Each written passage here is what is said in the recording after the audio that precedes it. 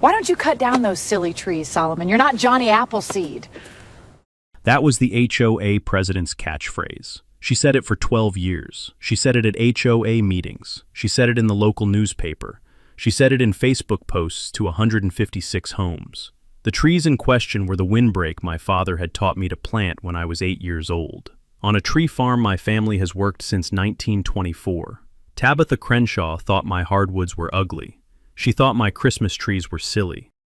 She thought a retired forestry professor was a country bumpkin who needed her aesthetic guidance. For 12 years I let her talk. I planted more trees.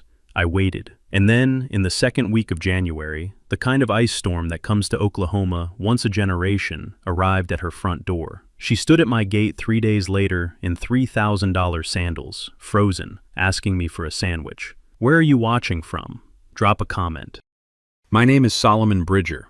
People call me Saul. I have been the owner-operator of Bridger Hardwood and Christmas Tree Farm in Payne County, Oklahoma, since 1985. My grandfather, Ezra Bridger, bought 280 acres of overgrazed cattle land east of Stillwater in 1924. He paid $1,400 for it. He planted his first row of bur oak in 1926, 21 saplings, each 3 feet apart, in the kind of staggered double-row pattern he had read about in a USDA Forest Service bulletin a county extension agent had given him at a county fair in Tulsa. My father, Calder Bridger, took over the operation in 1958, 6 years after he came home from Korea, with a small piece of shrapnel still in his left calf and an unfinished forestry degree in his head. He died in 1998. He was 69. He had taught me, over the course of 40 years, the difference between planting a tree and planting a forest. I have spent 26 years trying to be worthy of that distinction. I have a doctorate in silviculture from Oklahoma State University. I taught forestry there for 30 years. I retired from the classroom in 2018. I am 68 years old. I wear Dickies and faded flannel and a pair of work boots my father bought me for my high school graduation in 1975, which I have resold 4 times. I drive a 2002 Ford F-150 with a tailgate dent I have not bothered to fix. My wife Maeve was a librarian at the Stillwater Public Library for 26 years. She retired the same year I did. Our daughter Imogen is 41 and an attorney in Tulsa. She has 2 children, Sage and Owen. They visit us most weekends in the summer. They like the Christmas tree blocks. They like helping their grandmother count rings on stumps. In 2010, a developer named Chip Crenshaw bought the 80 acres west of my property line. The land had been part of the old Halverson Ranch. Chip cleared every tree on it. He bulldozed 340 mature oaks, pecans, and walnuts in 2 weeks. The county had a tree preservation ordinance on the books. The ordinance was not enforced. Chip's brother-in-law was on the county zoning board. Chip built 156 luxury homes on the cleared land. He called the subdivision Heritage Bluffs Estates. The marketing brochure mentioned the heritage 4 times. It did not mention that the heritage trees had been bulldozed to make way for the brochure. In 2013, his wife, Tabitha Crenshaw, was elected president of the Heritage Bluffs Estates Homeowners Association. She has held the office every year since. She is 56 years old. She wears platinum highlights and Lululemon and drives a white Tahoe. She drinks her coffee on a deck that overlooks the windbreak I planted on my northern boundary in 1986, the year I came home from a postdoc at Yale to start my own farm. In 2014, Tabitha filed her first complaint about my trees. She has filed 31 more in the years since. None of them have gone anywhere. The county forester is a friend of mine. The state forester is a friend of mine. My silviculture is correct. My setbacks are correct. My USDA Conservation Reserve Program enrollment is current. I do not break rules. I do not blow leaves onto her property. I do not let my Christmas trees grow past their commercial harvest height. My windbreak does exactly what a windbreak is designed to do. It moderates wind speed at ground level by 68% within 15 tree heights downwind. It traps snowdrift. It captures dust. It reduces house heating costs in the leeward properties by an average of 12%. The Heritage Bluffs residents have benefited from the windbreak every winter since 2010. They did not know they were benefiting. Tabitha did not tell them.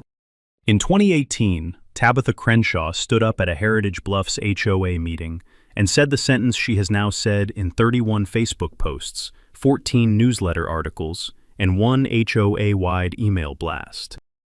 Why don't you cut down those silly trees, Solomon? You're not Johnny Appleseed. For 12 years I have not answered her. In the second week of January, 2026, the weather did. The first time Tabitha Crenshaw walked onto my property to demand I remove a tree was a Saturday morning in May 2014. She was 35 years old then, in a J. Crew dress and a pair of leather flats, with her platinum hair freshly highlighted and a manila folder under her arm. She had not been HOA president a full year. The tree she wanted me to remove was a 30-foot bur oak at the northwest corner of my windbreak. The oak had been planted by my father in 1965. It shaded the back deck of the Crenshaw house. It dropped acorns on her lawn furniture every fall. I was on the porch with Maeve and a cup of coffee. I let her walk up the gravel drive. Mr. Bridger, Mrs. Crenshaw, I'd like to discuss the oak tree on your northern boundary, the one that drops debris onto our property. Mrs. Crenshaw, that tree was planted by my father in 1965. It is on my deeded property. The acorns are a feature of an oak tree, not a defect. She smiled. It was already the smile I would come to recognize over the next 12 years. Mr. Bridger, we would like the tree removed. Mrs. Crenshaw, the tree is not for removal. Have a good morning. She did not leave. She opened the manila folder. She produced a printout from a website. The printout was about view sheds and neighbor aesthetic compatibility. It was from a blog operated by an HOA management company in Phoenix. Mr. Bridger, there is a doctrine called viewshed harmony. Mrs. Crenshaw, there is no such doctrine in Oklahoma law. The tree is not for removal. Mr. Bridger, I will be filing a formal request with the county. Mrs. Crenshaw, you are welcome to file anything you like. She filed her request a week later. The county forester, a 63-year-old former colleague of mine named Bryce Whittier, laughed politely on the phone and told her that bur oaks were a protected species under the Payne County Tree Preservation Ordinance, and that, in any event, the tree was on private agricultural land that had been classified as such since 1924. Tabitha did not stop. She filed 7 more requests over the next 4 years. They were all denied. In 2018, Tabitha changed strategy. She gave up on the bur oak and went after the windbreak as a whole. She organized an HOA-wide letter-writing campaign demanding that the county investigate the public nuisance potential of my rural hedgerow. The campaign generated 89 signed letters.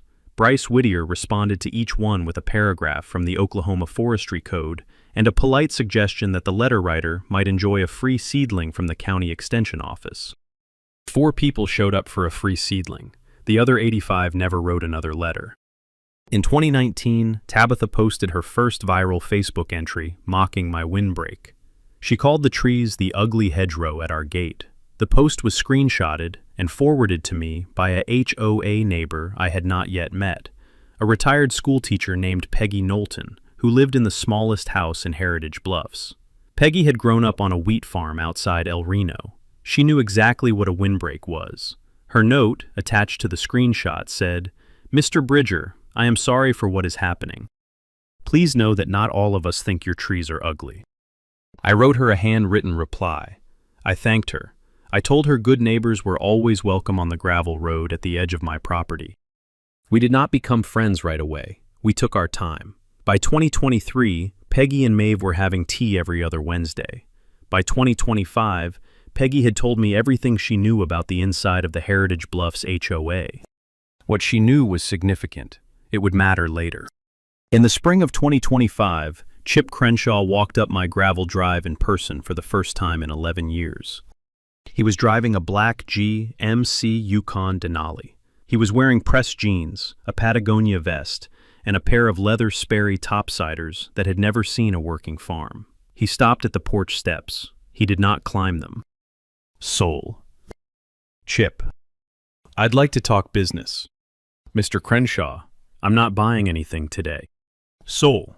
You're not buying. I'm buying. My company is prepared to make you an offer of $2.8 million for your 280 acres. Cash. 30-day close. You and Maeve walk away comfortably for the rest of your lives. I let the silence sit. The wind off the windbreak shifted the screen door against its hinge. Mr. Crenshaw, I am not selling my farm. I have not been selling my farm for 10 years. I am not going to start today. Sol, the county is going to reclassify your land. The zoning is going to change. Within 5 years, this farm will be subdivided, whether you like it or not.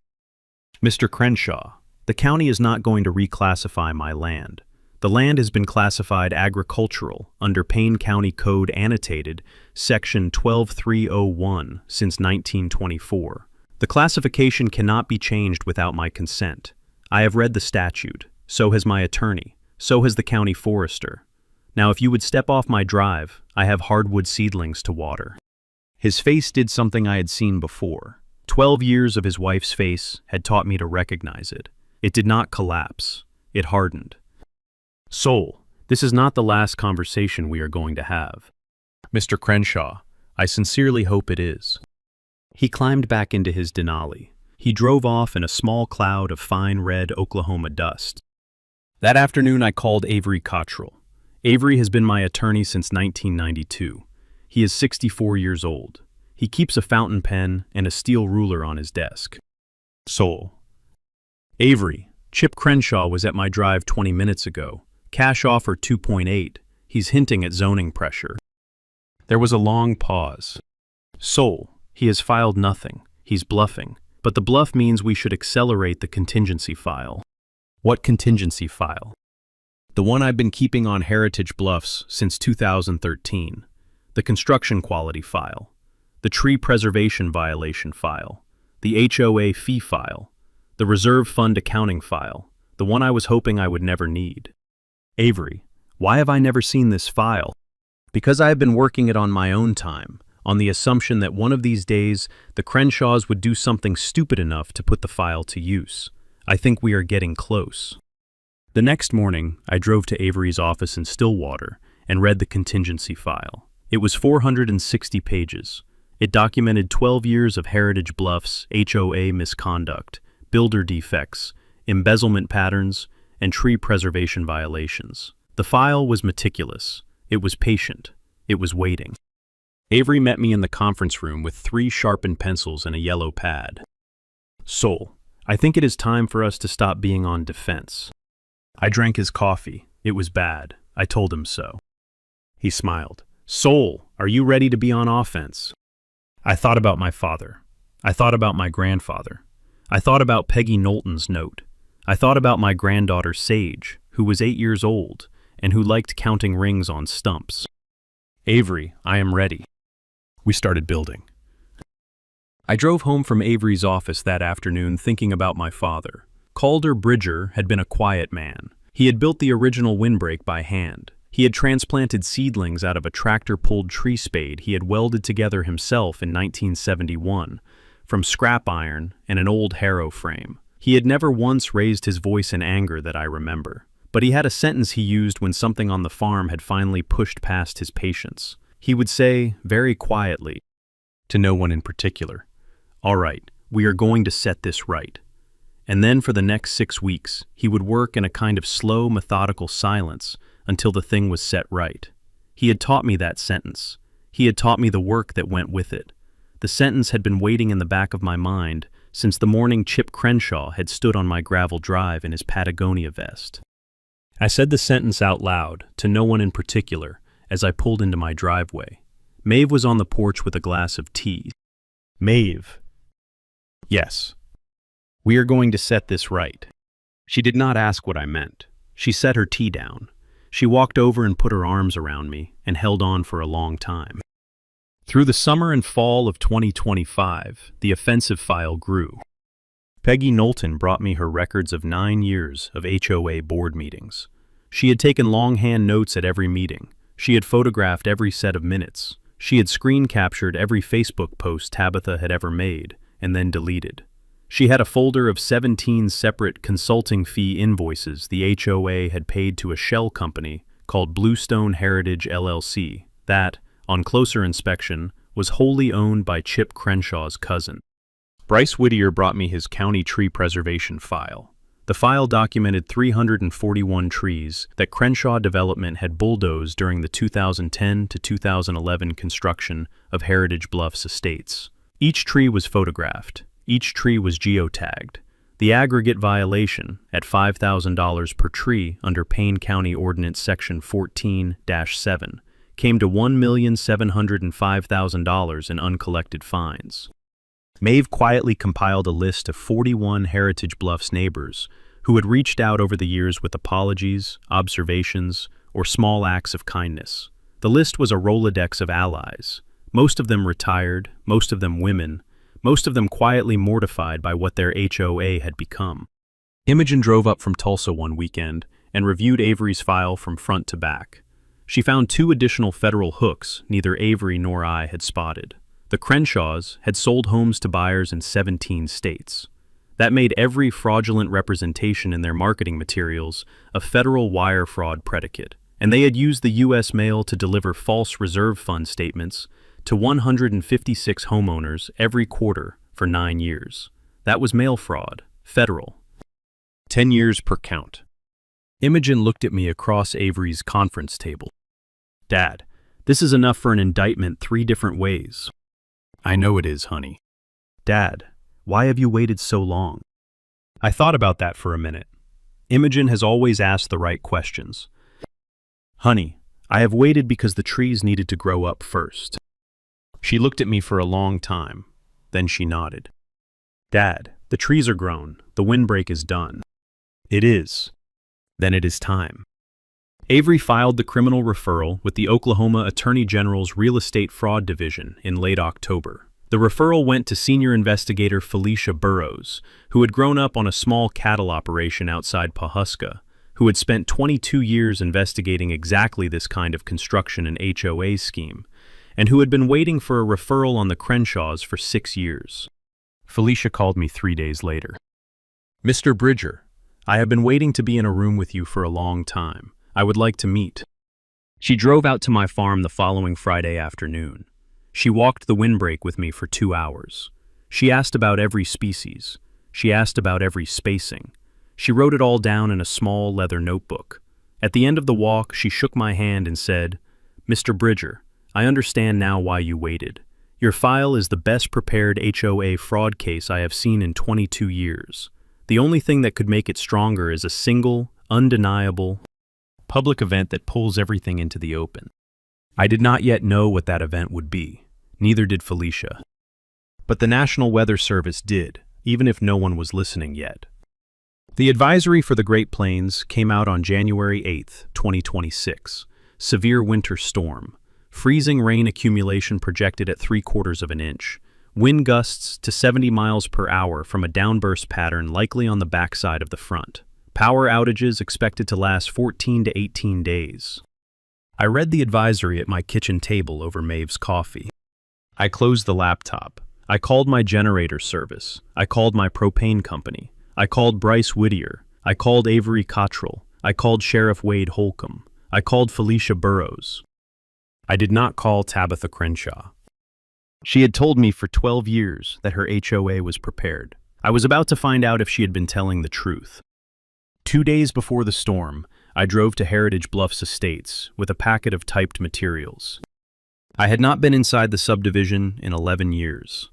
The last time, I had been delivering Christmas trees to 4 homes that had ordered direct from my farm before Chip Crenshaw built the gate. I had stopped going in after Tabitha posted a Facebook entry mocking the wooden flat-stack truck I used for deliveries. This time, I drove up to the gatehouse in my F-150. The gate guard was a kid in his early 20s named Cody, who recognized my truck. He waved me in. I drove down the main drive past the houses I had watched Chip clear-cut a forest to build. The houses had matured into a kind of suburban orderliness, but the orderliness was thin. No street trees, no mature shade, no windbreak, just lawns and asphalt and overhead power lines on aging poles. Half the houses had Bradford pears in the front yards. Bradford pears are known to fail catastrophically in ice storms. Any forestry professor will tell you so. I had told my own students that for 30 years. I stopped at Peggy Knowlton's house. She came out with a thermos of coffee and a folder I had asked her to prepare. Peggy. Soul. The storm advisory came out yesterday. I read it. Peggy, I need you to do something for me. I need you to take this packet to every house on your list. Every name we trust. 41 houses. Tonight. She read the typed cover sheet. It was a single page. It read, "To my neighbors in Heritage Bluffs Estates, a severe winter storm is approaching. Your HOA's emergency reserve fund has been depleted by misappropriation, and the community is not prepared. The Bridger family farm will be opening a warming center at our barn on the first morning of any sustained power outage. We have 50 cords of firewood, 2 propane generators, a heated greenhouse, and a working stove. We will charge fair market for firewood. We will not charge for shelter, water, coffee, sandwiches, or warmth. We will not turn anyone away. This is what neighbors do. Saul and Maeve Bridger." Peggy read it twice. She looked up. "Soul, you knew." "I have known for a while, Peggy. The fund has been empty since 2017. Tabitha and Chip cleared it through a shell company. The AG investigation is already underway. They are going to be arrested. The storm is going to determine the timing." She set the thermos on her porch railing. She was quiet for a long minute. "Soul, I'm going to deliver these tonight. Peggy, use only the names we trust." "I know which names to use." She drove out that evening in her old Toyota with the packets stacked on her passenger seat. She delivered 41 of them by 10 p.m. She did it street by street. She knocked on each door. She handed each packet to the person who answered. She did not say much. She let the typed page do the talking. 29 of the 41 houses thanked her on the spot. 8 of them read the page in front of her and asked her if she was sure about the reserve fund. She told them she was sure. 4 of them did not open the door past the chain. She slipped the packet through the gap and walked back to the Toyota. By the time she finished her route, the temperature had dropped to 23 degrees, and the wind off the prairie was carrying the first far-off whisper of ice in the air. The next afternoon, I drove home from town with 2 cases of canned soup, a stack of paper plates, and an extra propane tank for the greenhouse. The wind off the windbreak was already shifting north. The sky was a pale gray, with the kind of low clouds I had learned to recognize as a boy on this farm.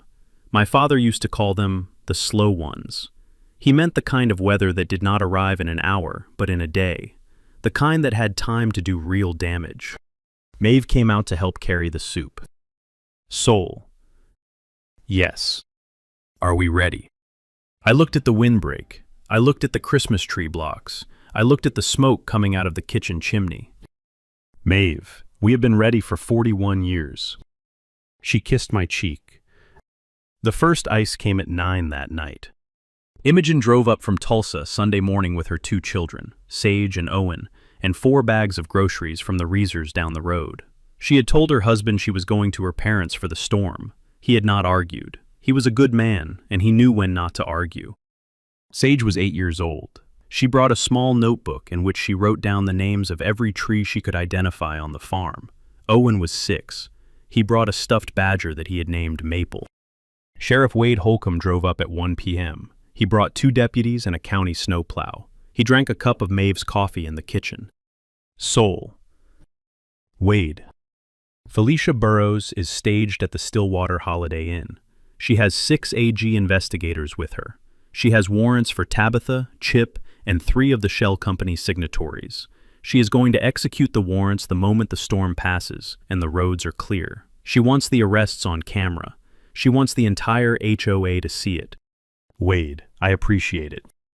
"Soul, your father saved my life when I was 16, and the truck went off the bridge at Yale Creek. I have been waiting 46 years to pay him back. Today seems like a good day." He set his coffee cup down. He shook my hand. He drove off with the 2 deputies and the plow. Bryce Whittier arrived at 3 with a county extension truck loaded with chainsaws, gas cans, 2 pole saws, and a complete tree-clearing kit. "Bryce, you did not need to bring all this." "Soul, I did not bring it for you. I brought it for Heritage Bluffs. We are going to need it." Avery Cottrell arrived at 4 with a leather briefcase containing every document I had been waiting to deliver. He sat at the kitchen table. He drank Maeve's coffee. He did not say anything for a long time. Then he said, "Sol, I have been your attorney for 33 years. I have never been prouder of a case file than this one." I did not say anything. He nodded once. He went back to the courthouse to file the final pre-storm motions. By 5 o'clock, the farm was as ready as a tree farm can be for the storm that was coming. The propane generators were tested. The 50 cords of firewood were stacked under cover. The greenhouse was at 68 degrees. The barn was clean and heated to 50. 40 cots and 20 extra sleeping bags, donated quietly by the Stillwater Salvation Army the previous week, were stacked along the east wall. At 6 p.m., Maeve made supper, pot roast, mashed potatoes, green beans from the freezer. Sage made a sign for the warming center in crayon. The sign said, "Bridger Warming Center, open to all." Maeve laminated it with packing tape. Imogen taped it to the barn door. At 7, Maeve and I went outside to watch the first ice. It fell from the gray sky in small needles, one at a time at first, then in clusters, then in a steady steel mist. It hissed against the metal roof of the equipment barn. It hissed against the leaves of the bur oaks. It hissed across the asphalt of the gravel drive in a hard, slow ribbon. I stood on the porch with my wife of 41 years and listened to 50 acres of Oklahoma hardwood take an ice storm without breaking a single branch. Maeve. Yes. They are not going to break. I know they are not. The ice continued through the night. The storm did exactly what the National Weather Service had predicted. By 2 a.m. Sunday night, 3/4 of an inch of ice had accumulated on every horizontal surface in Payne County. At 3:15, a downburst wind hit the county at 68 miles per hour. The Bradford Pears and Heritage Bluffs began to fail at 3:22. By dawn, 89 ornamental trees in the subdivision were down. 6 of them had landed on houses. 2 had landed on cars. 1 had landed across the only eastbound access road out of the gated community. The power went out across Payne County at 4:06 a.m. The substation on Route 51 had been hit by a falling cottonwood. The cottonwood had been planted in 1947. It had never been pruned by the developer who built around it. Pruning would have prevented the fall. No one had bothered. By 6 a.m. Monday, Heritage Bluffs Estates had no power, no heat, no running water in the homes that depended on electric pumps, and no way out except a single county road clogged with a fallen pear tree. By 6 a.m. Monday, the Bridger farm had power from 2 propane generators, heat from a wood stove that had been burning since November, water from a hand pump well my grandfather had installed in 1928, and a windbreak that had not lost a single major branch. I walked the perimeter at 6:15 with Sage and Owen behind me in their boots. Sage carried her notebook. Owen carried Maple, the stuffed badger. The bur oaks had ice on every branch, but no breakage. The eastern red cedars were bent low, but standing. The Osage orange, which my grandfather had planted as a hedge in 1926, and which I had maintained for 40 years, was untouched. The Christmas tree blocks were silver in the morning light. Every tree stood. Sage wrote in her notebook, "Grandpa's windbreak, 0 broken." She underlined 0 3 times. We walked back to the house. Maeve had hot chocolate ready. Imogen was tuning the AM radio to the local news station. The reporter was on the line with the county emergency manager, describing Heritage Bluffs as one of the hardest-hit subdivisions in north-central Oklahoma. At 6:53, the first knock came at our gate. A family of 4, the Petersons, 2 children and a small dog. The mother was wearing yoga pants under a parka. The father was wearing a Patagonia jacket he had not zipped up because his hands were too cold to work the zipper. The children were crying quietly. I opened the gate. "Come in." I walked them to the barn. Maeve had coffee, soup, and sandwiches ready. The Petersons sat on cots. The children warmed their hands at the wood stove. Maple the badger took a seat on a stack of blankets. By 7:15, there were 6 more families. By 8, 13. By 9, Peggy Knowlton drove her old Toyota up to our gate. She had 4 sleeping bags in the trunk. "Sol, I am volunteering. Where do you need me?" By 10, the barn held 31 Heritage Bluffs residents. At 10:15, a black GMC Yukon Denali pulled up to my gate. It was Chip Crenshaw. He had not made it to Tulsa Saturday night. He had been stranded at the Heritage Bluffs gatehouse with a flat tire and no working cell phone. Soul. Mr. Crenshaw. Soul, I need shelter. I need a place to charge my phone. Mr. Crenshaw, the warming center is open to all Heritage Bluffs residents, including you. Same terms as everyone else. He came in. He sat at the far end. He did not speak to anyone. He charged his phone on a power strip Maeve had set up. He did not reach his attorney. His attorney was, at that moment, on hold with the Oklahoma AG's office, discussing the federal indictment that had been unsealed at 6 a.m. At 1:15 p.m. Tuesday, Tabitha Crenshaw drove up to my gate. She was in her white Tahoe. She was alone. She had not seen her husband since Saturday afternoon. He had been at the gatehouse Sunday night and at my barn since Monday morning, and she had not yet realized either fact because cell phones had been down for 36 hours. She was wearing a parka over Lululemon and a pair of Tory Burch sandals. The sandals were the wrong choice. She had not noticed. She stepped out of the Tahoe. She walked to the gate. Sheriff Wade Holcomb was inside the gate with me, leaning against the bed of my pickup, drinking a cup of Maeve's coffee. Tabitha looked at the sheriff. She looked at me. Soul, my house has a tree through the roof. The HOA office is unreachable. The reserve fund. There has been some kind of administrative issue. I need shelter. I need to find my husband. I need to find my daughter.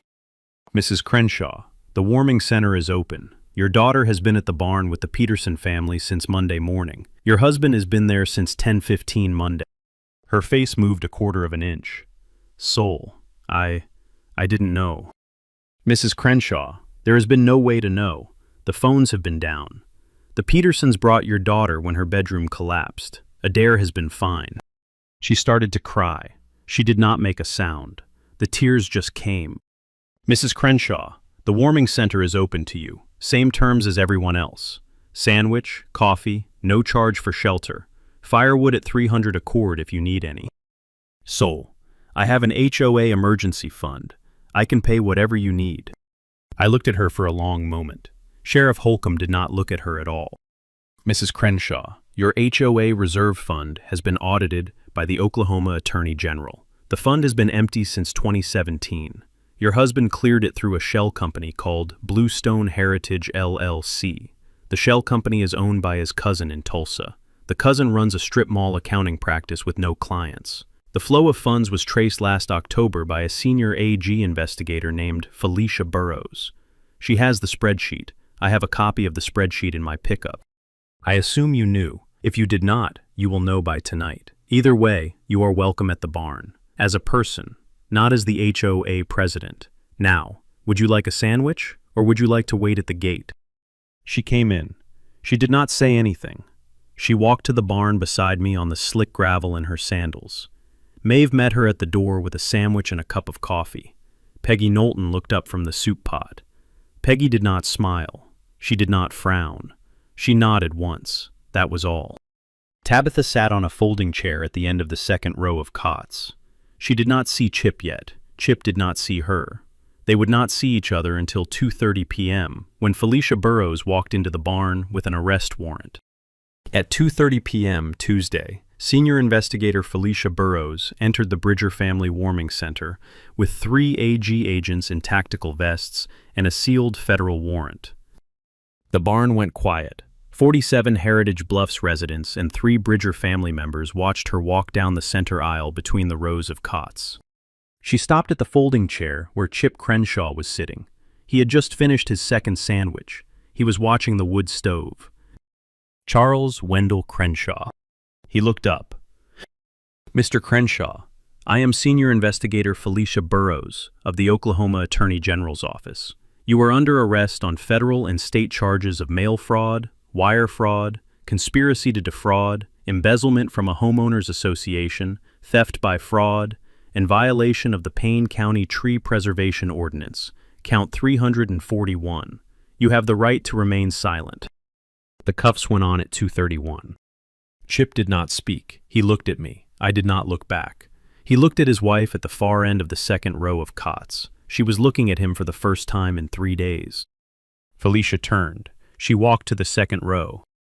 Tabitha Suzanne Crenshaw. Tabitha stood up. Mrs. Crenshaw, you are under arrest on charges of conspiracy to defraud, mail fraud, embezzlement from a homeowners association, and false report to law enforcement. You have the right to remain silent.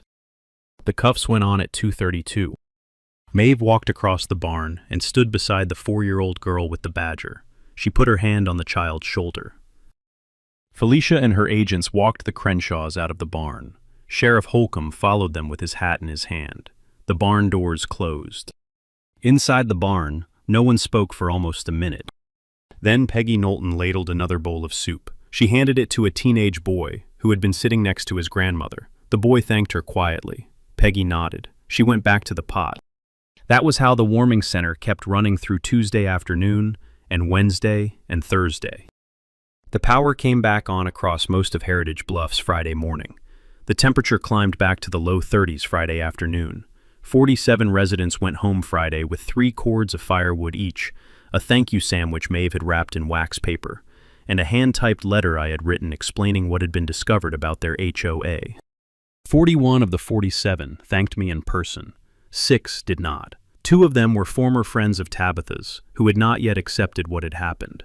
The other 4 were just embarrassed. That was all right. I had not done it to be thanked. The local newspaper covered the warming center on Saturday. The Channel 6 van came on Sunday. The headline of the Stillwater News Press said, on Monday morning, Bridger Family Shelters 47, HOA President Arrested in Barn. The article ran with a photograph of Sage Bridger, 8 years old, standing in front of the Bridger Warming Center sign with her notebook tucked under her arm. The caption read, "Zero broken, from the notebook of Sage Bridger, age 8. I have a copy of the article framed in the front hall. It is the only thing I have ever framed. Maeve says she expected as much. She says that of all the things in our home, the one I would frame would be a photograph of our granddaughter, standing in front of a barn door with a notebook full of trees that did not break. She says she has known that about me since 1983. I do not argue. I do not need to." The federal grand jury returned a 47-count indictment against Chip and Tabitha Crenshaw 3 weeks after the storm. Chip Crenshaw pleaded guilty to 14 counts. He received 9 years federal and was ordered to pay $4.2 million in restitution to the Heritage Bluffs HOA, plus $1,705,000 in back fines for tree preservation violations to Payne County. Tabitha Crenshaw pleaded guilty to 8 counts. She received 6 years and was ordered to pay $720,000 in restitution. The Heritage Bluffs Estates HOA was placed under court-ordered receivership for 2 years. The new board, elected 42 days after the storm, was led by Peggy Knowlton. The vote was 114 to 9. Peggy's first action as president was to amend the HOA covenants to recognize Bridger Hardwood and Christmas Tree Farm as a beneficial neighbor under Payne County Code.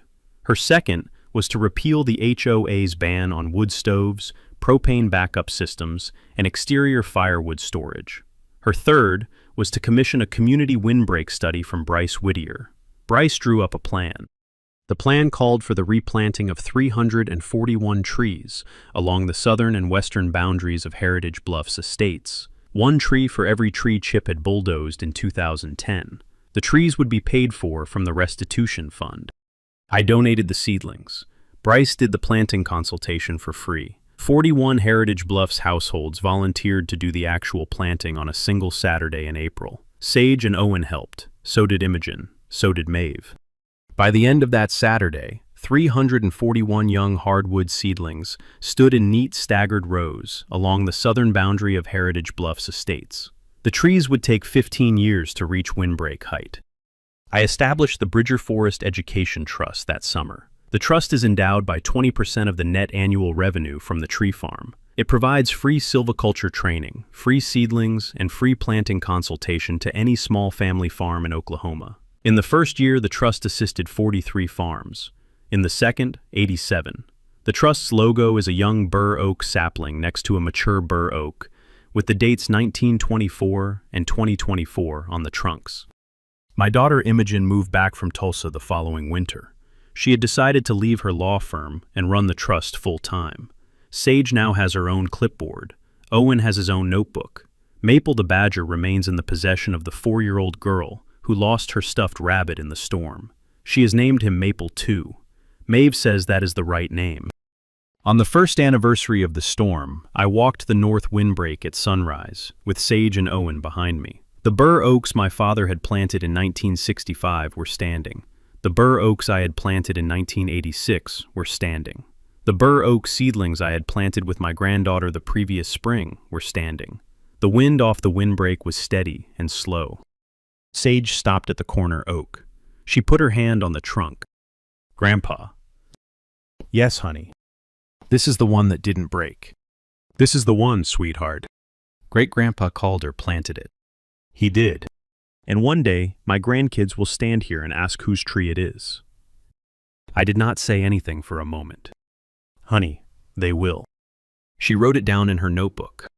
We walked the rest of the windbreak together, the three of us, in the slow January sunrise. Owen stopped at every bur oak and patted the trunk with his small mittened hand. Sage wrote each tree's age in her notebook. The eastern red cedars at the corner of the property line were heavy with old snow and new sun. The Osage orange hedge my grandfather had planted in 1926 looked exactly the way it had looked the morning he had finished planting it. Short, dense, unbroken, immortal. A red-tailed hawk circled over the south field. A flock of juncos worked the snow under the cedar branches. The only sound was the small, dry creak of wood under cold light. I thought about what Avery had said the night before I filed the criminal referral. He had told me that the case file was the best he had built in 33 years. He had told me he believed it would close cleanly. He had told me he believed the storm would do the public work for us. He had been right about all three. He had been my father's friend before he had been mine. He had been right about most things for most of his life. I had nothing to add to any of it, so I walked the windbreak with my grandchildren and let the wind off the prairie do the talking for me. If your HOA has ever mocked your farm, your trade, your way of life, or your slow, patient work, drop your story below. Subscribe so you don't miss next week. Justice doesn't always look like a courtroom. Sometimes it looks like a windbreak that has been growing for 41 years, standing in an ice storm without losing a single branch, while 156 luxury homes learn what their HOA president actually meant when she said the community was prepared. Here's the thing about the Crenshaw. She didn't lose because Soy Brincher was meaner than her. She lost because she didn't understand what trees are for. Trees are not decorations. Trees are not opinion. Trees are infrastructure. A windbreak is 100 years of slow, patient work. Selecting species, spacing rows, maintaining health, that pays off in a single ice storm. Thor's father had taught him how to plant one.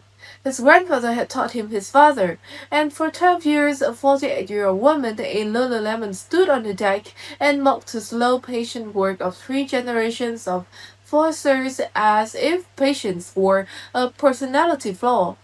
It is not. It is, in many cases, the only thing that stands between a house and a falling Bradford pear at 4 in the morning in January. The strongest neighbors in any communities are the ones who have been doing their slow, patient work for 40 years before anyone bothered to notice. They have receipts, they have data, they have files, they have neighbors, they have firewood. If Tabitha had ever mocked your slow, patient work, your story below. Subscribe so you don't miss the next week. Justice is patience, and it usually shows up at the gate in a parka asking for a sandwich.